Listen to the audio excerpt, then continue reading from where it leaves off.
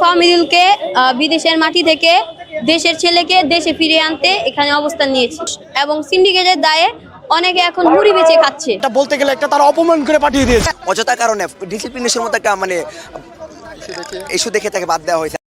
ভারত ম্যাচকে সামনে রেখে সপ্তাহখানেক আগে সৌদি আরবে বাংলাদেশের জাতীয় ফুটবল দলের সঙ্গে অনুশীলন করেছিলেন ফাহমিদুল ইসলাম।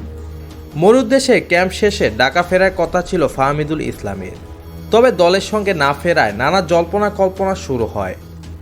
তবে এদিন বাংলাদেশের হেড কোচ হাবিয়ের কাবেরা সাংবাদিকদের জানান ফাহমিদুল থাকছে না তার স্কোয়াডে। এরপর থেকে বাংলাদেশি এই ফুটবলারের বাদ পড়া নিয়ে চলছে আলোচনা। এদিন ফাহমিদুল ইসলামকে ভারতের সাথে ম্যাচে দলে ফেরানোর দাবিতে টিম হোটেলের বাইরে ফুটবল সমর্থকেরা বিক্ষোভ মিছিল করে।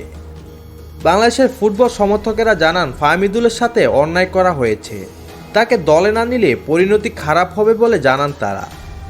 তবে তাদের দাবি যেভাবে ফাহমিদুলকে বাদ দেওয়া হয়েছে সেটা মোটেও যুক্তিযুক্ত নয়।